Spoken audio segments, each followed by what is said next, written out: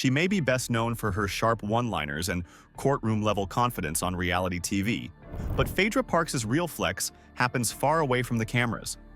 Located inside one of Atlanta's most exclusive neighborhoods sits her jaw-dropping Buckhead estate, a 10,000-square-foot home that says more about her lifestyle than any reunion episode ever could.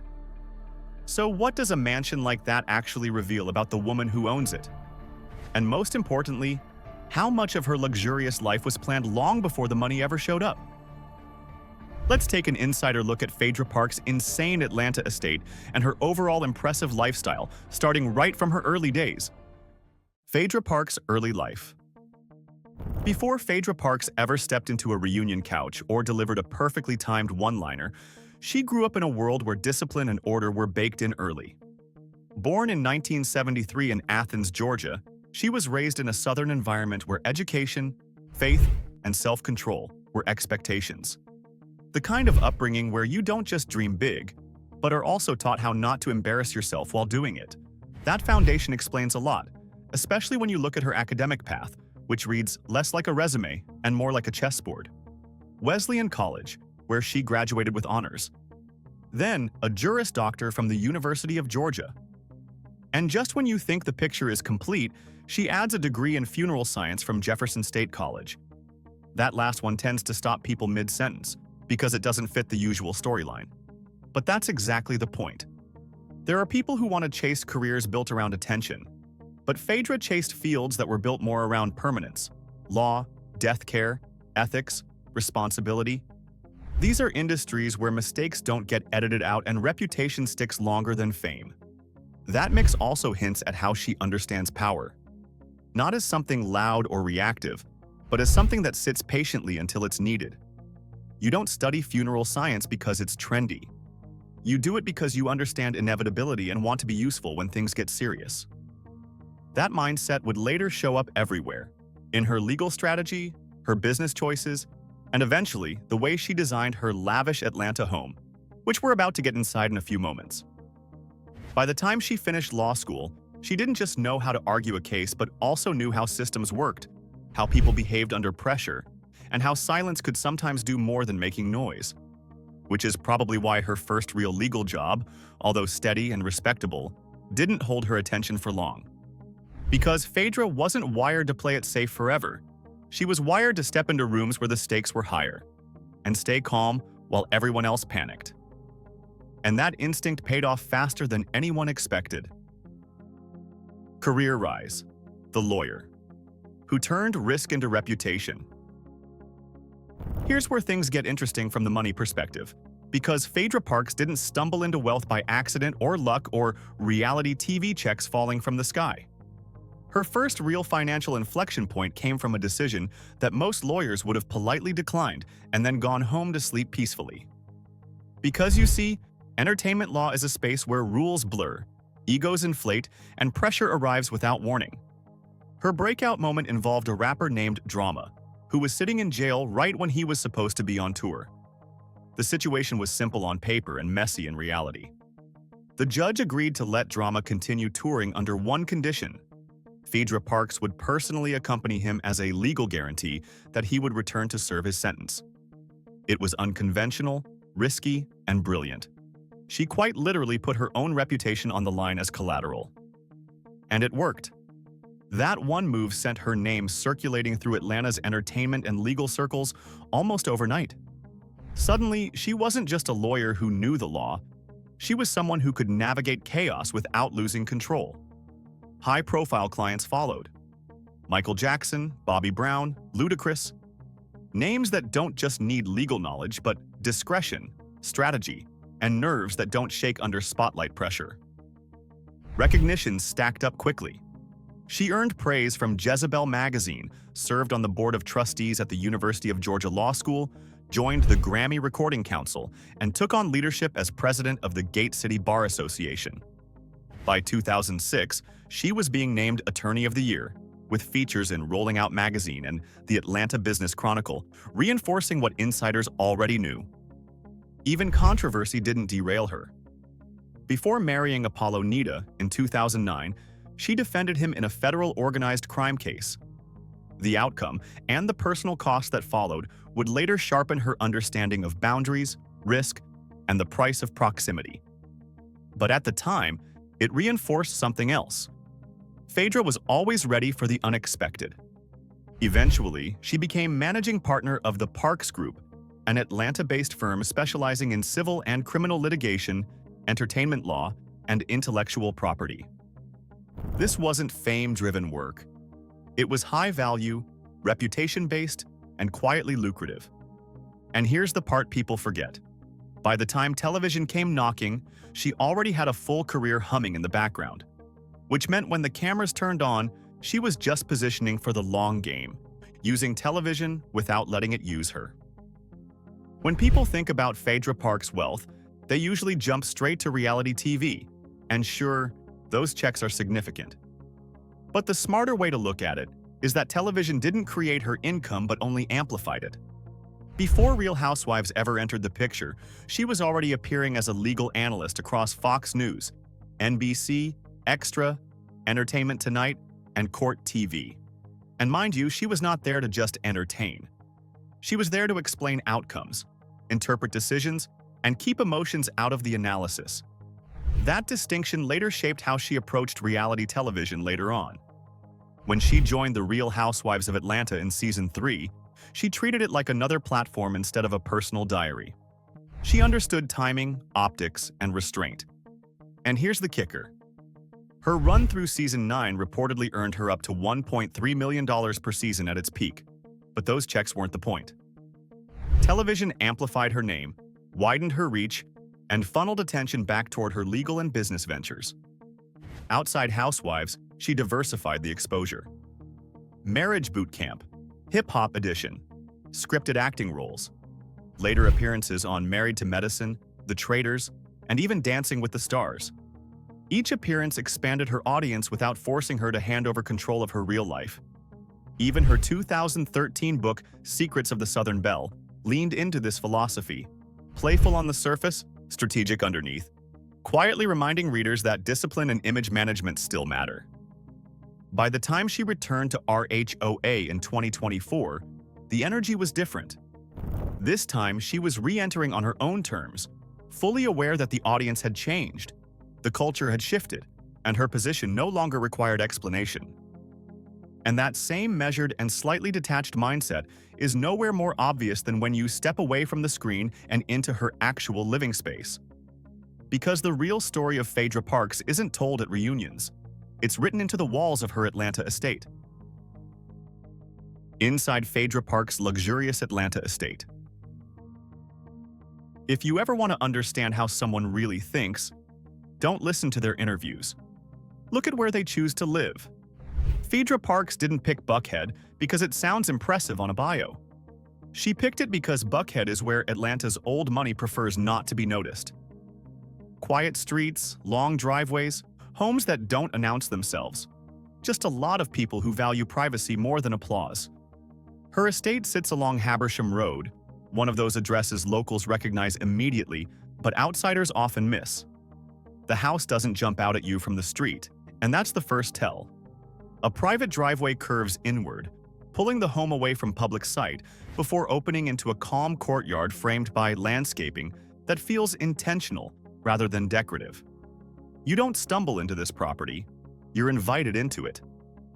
At roughly 10,000 square feet and valued around $3.7 million, the scale is undeniable, but the vibe stays controlled.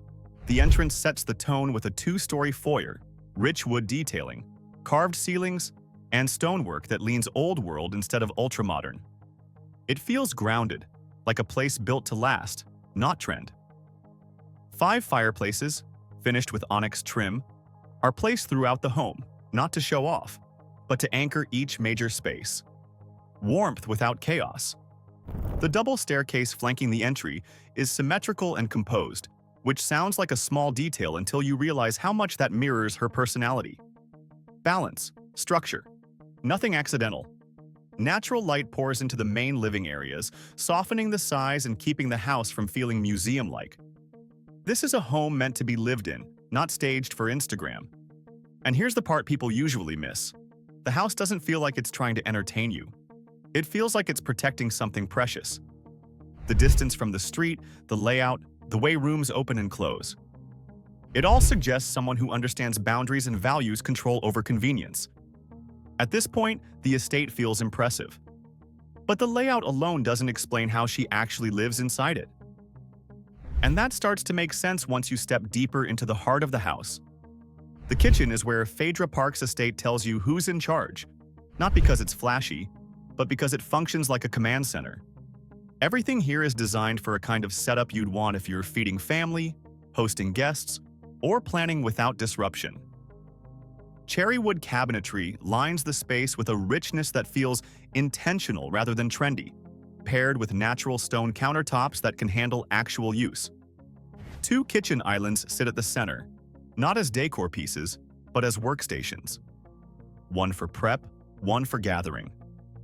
Professional-grade Wolf appliances anchor the room, signaling that this is not a heat something up and call it a day kitchen. This is a kitchen that expects royal activity. What makes it particularly clever is how the layout flows. The kitchen connects seamlessly to a large pantry, a formal dining room that comfortably seats more than 12, and a relaxed breakfast area that feels more conversational than ceremonial. 3 spaces, 3 moods, but 1 rhythm. It's like the house understands that life doesn't operate at a single volume level. From there, the main living room opens up with soaring ceilings and built-in bookshelves that subtly remind you that intellect lives here too. The fireplace adds weight without stealing attention, while the family room nearby shifts the energy inward. Carved ceilings, generous seating, another fireplace. This is the room where conversations linger longer than planned. French doors line the back, opening directly onto a covered patio and pool area, blurring the line between indoor control and outdoor calm. It's the kind of transition that makes hosting feel effortless and privacy feel natural. You're connected to the outside without being exposed to it. And then there's the primary suite, which might be the smartest move in the entire house. Located on the ground floor, it sits at the heart of the estate instead of being tucked away upstairs. Light-filled, expansive, with its own seating area and fireplace, the bedroom feels restorative rather than indulgent. The walk-in closet is custom designed for visibility and order, while the spa-style bathroom focuses on recovery. Soaking tub, marble shower, space to reset. And once you see how the house supports that rhythm, you start wondering how the lifestyle behind it is funded. That's the part where the numbers quietly step in. The financial engine behind the luxury. If you're trying to figure out how Phaedra Parks affords a life that looks luxurious instead of chaotic, the answer isn't one big paycheck. It's the fact that she never relied on one in the first place. Her estimated net worth sits north of $6 million, but the more interesting part is how evenly that money is spread across different lanes that don't all react to the same economic mood swings. At the top of her income stream is law, which has always been the anchor. As managing partner of the Parks Group, she spent years running a legal practice that focuses on entertainment law, litigation, and contract negotiation. That means long-term clients, recurring retainers, and relationships that don't disappear when the spotlight shifts. Celebrity clients don't just pay for courtroom appearances, they pay for discretion, strategy, and someone who understands both legal language and cultural pressure. That kind of work ages well. Reality TV came later, and instead of replacing her legal income, it acted like jet fuel. During her peak run on The Real Housewives of Atlanta, she reportedly earned up to $1.3 million per season. What mattered wasn't just the number, but the timing. Those checks arrived while her law firm was already established, which meant she wasn't forced to stretch herself thin chasing relevance. Shows like Ultimate Girls Trip, Married to Medicine, The Traitors, and Dancing with the Stars extended that visibility into new audiences, each appearance stacking fees while reinforcing her reputation as composed and unflappable under pressure. Then there's the move that quietly tells you the most about how she thinks long-term. With a degree and license in funeral science, she stepped into the mortuary business, an industry that has nothing to do with trends, likes, or seasons. People don't postpone funerals because the economy feels weird. Demand is constant, trust matters more than branding, and volatility stays low. It's not glamorous, but it's steady, and steady pays for peace. When your income comes from multiple places that don't rise and fall together, you stop making reactive decisions. That financial breathing room explains why her lifestyle feels controlled rather than showy, and why she can afford to invest time and money into things that don't pay her back directly, which is exactly where her philanthropy comes in. The subtle philanthropy blueprint. Once you understand how Phaedra Parks structures her income, the way she approaches philanthropy stops feeling abstract and starts feeling very intentional. She doesn't treat giving as a branding exercise or a seasonal obligation. It's organized, targeted, and built to keep running even when attention moves elsewhere. The Phaedra Foundation sits at the center of that work, with a focus on African American youth and families, particularly around education, mentorship, and exposure. The emphasis isn't on motivation speeches or photo ops. It's on building systems that actually hold.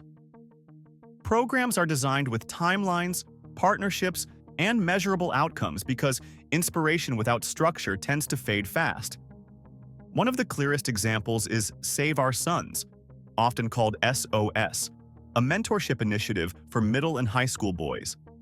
The idea is simple but demanding. Step in early, before patterns harden. The program pairs academic guidance with leadership development and accountability, emphasizing discipline and responsibility alongside encouragement. It's not about rescuing kids, it's about equipping them while there's still room to course correct. Her involvement doesn't stop with her own foundation. She's aligned herself with organizations that tackle very specific pressure points: the Junior League of Atlanta for Community Leadership, the Atlanta Children's Shelter for Family Stability, the American Heart Association for Health Awareness, Cool Girls, Incorporated for Empowering Young Women, and the Georgia Campaign for Adolescent Pregnancy Prevention for Early Intervention. Each affiliation addresses a different gap, but the philosophy stays the same. Prevention is more effective than cleanup. She's also leaned into advisory and advocacy roles that allow her to influence conversations at a policy level. Serving on the American Bar Association's advisory board and acting as an ambassador for Be a Hero connects her legal background directly to systemic change. During the Flint water crisis, she worked alongside community leaders and members of Congress, focusing on sustained aid rather than symbolic gestures.